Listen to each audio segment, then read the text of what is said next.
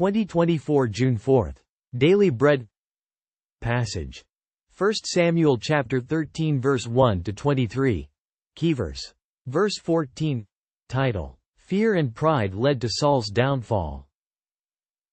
Saul was 30 years old when he became king, and he reigned over Israel 42 years. Saul chose 3,000 men from Israel, 2,000 were with him at Michmash and in the hill country of Bethel, and 1,000 were with Jonathan at Gibeah in Benjamin. The rest of the men he sent back to their homes. Jonathan attacked the Philistine outpost at Geba, and the Philistines heard about it. Then Saul had the trumpet blown throughout the land and said, "Let the Hebrews hear." So all Israel heard the news: Saul has attacked the Philistine outpost, and now Israel has become obnoxious to the Philistines, and the people were summoned to join Saul at Gilgal. The Philistines assembled to fight Israel, with 3,000 chariots, 6,000 charioteers, and soldiers as numerous as the sand on the seashore. They went up and camped at Michmash, east of Beth-aven. When the Israelites saw that their situation was critical and that their army was hard-pressed, they hid in caves and thickets, among the rocks, and in pits and cisterns. Some Hebrews even crossed the Jordan to the land of Gad and Gilead. Saul remained at Gilgal, and all the troops with him were quaking with fear. He waited 7 days, the time set by Samuel, but Samuel did not come to Gilgal, and Saul's men began to scatter. So he said, "Bring me the burnt offering and the fellowship offerings."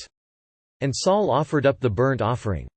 Just as he finished making the offering, Samuel arrived, and Saul went out to greet him. "What have you done?" asked Samuel.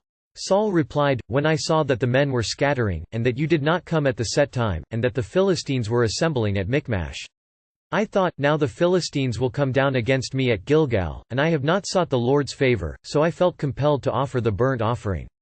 "You have done a foolish thing," Samuel said.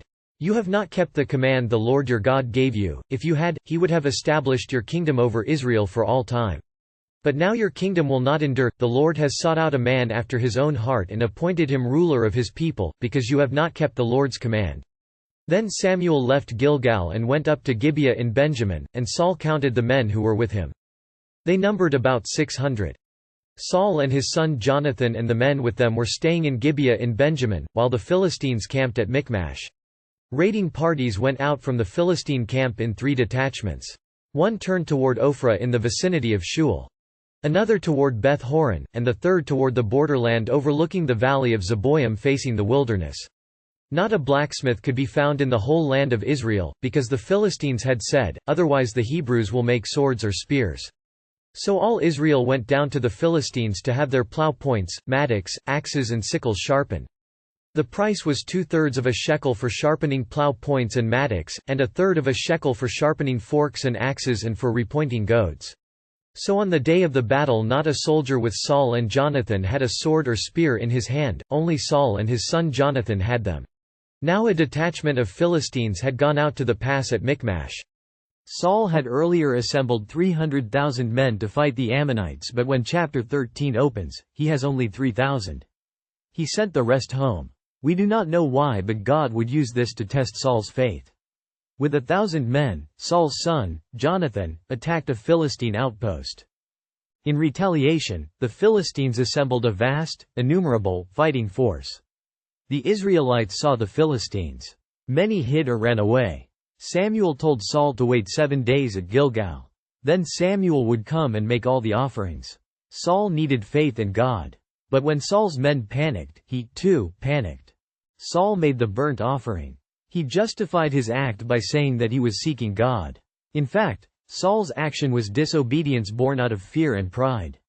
Samuel rebuked him. Saul would eventually lose the kingdom.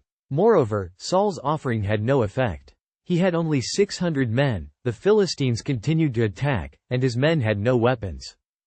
In a critical moment, do you panic or give up or take matters into your own hands? The Lord desires that we surrender our fear and pride to Him and express our faith in Him with deep trust and obedience to His word. Prayer. Father, I repent my fear and pride that lead me to be foolish. Give me faith to obey your word. One word. Keep the Lord's commands.